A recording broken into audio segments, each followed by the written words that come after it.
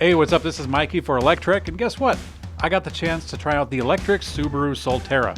Let me tell you what stood out to me: the good, the bad, and the ugly.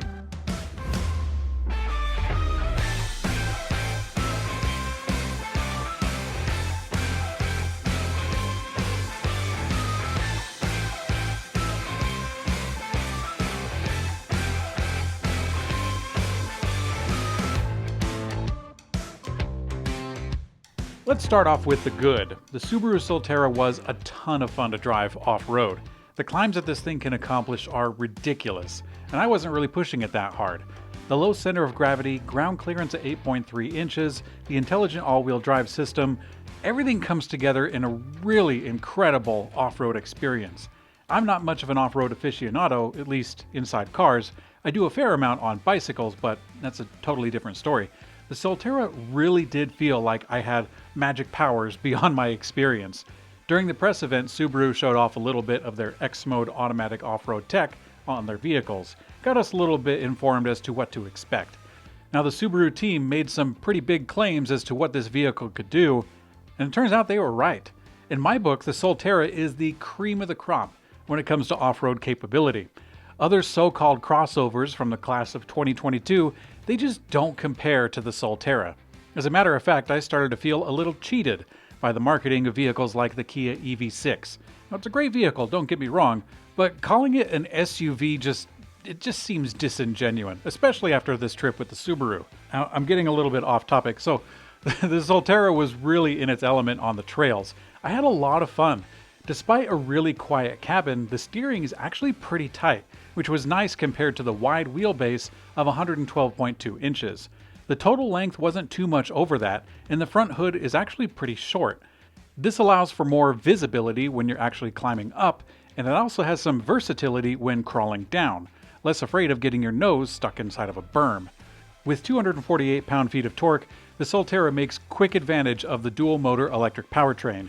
These two motors are equal in size, which gives a vehicle a really predictable sense of balance when going into challenging terrain. And of all things, the interior space was really dope. I'm 6 feet tall myself.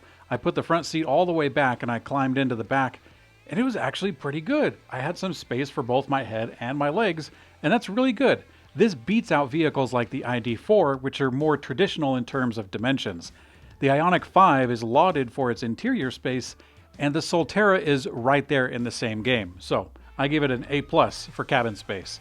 The trunk space was actually okay. It was 30 cubic feet, which is about on par, but the passengers really benefit from the most of that extra room that's available. There's a lot of other great features to love on the Solterra. The driver's assist, the spacious glass roof, 360-degree camera, heated and ventilated seats, and who could forget the in-house Subaru tested roof rails for native rooftop tents. Okay, so let's talk about the bad. As much as it fits with the movie title, I should probably change this category to the forgivable, because Subaru really does have an uphill battle to transition to the electric age. But they're not afraid of a little hill, huh? As nimble as Subaru could be, they are a comparatively smaller automaker. Instead of leaping headfirst into electric vehicle design and production, they put their resources to gently get in by borrowing a little bit from Toyota. Okay, maybe a lot. Okay, maybe almost the whole thing. It might not look like it, but the Solterra is more than just a Toyota with a different badge on it. But you really gotta dig to find those differences.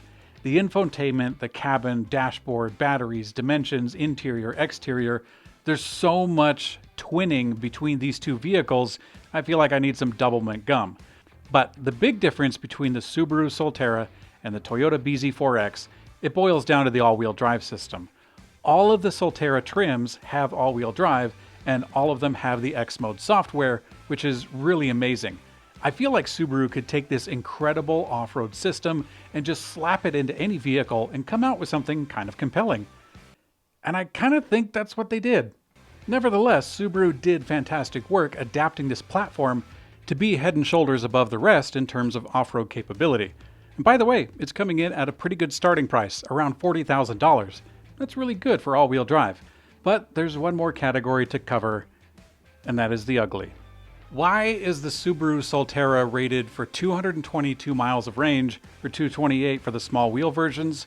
It's hard to say, but looking at the specs, the flat front nose, the heavy second motor, and the high ground clearance, they play an important role in that lower range. In a world where the competition can go 300 miles or more on a single charge, you could, I guess, look past some of that for the Solterra because it's a real crossover. I mean, trail riding is a huge win for this car. However, the Solterra caps at a charge rate of 100 kilowatts. That's less than 2 times slower than a Tesla Model Y, and as much as 3 times slower charging than the Hyundai Ioniq 5. Yeah, but try to find a charger that can deliver that. For the Solterra, the combo of short range and slow charging really condemns this vehicle to be tethered to the existing charging network, and that's really off-brand for Subaru. So much, in fact, that with the purchase of an electric Subaru Solterra, Subaru will throw in 10 free days of a gas-powered loaner vehicle to make trekking more possible. This isn't quite as embarrassing as what they did with the Nissan Leaf, but it does show 2 things. Number 1, Subaru wants to take care of their customers. And number 2, Subaru acknowledges that their first EV can't do that alone. So those are my thoughts on the Subaru Solterra, but what do you guys think? Let me know in the comment section below. I'm Mikey for Electrek, and I will see you on the later.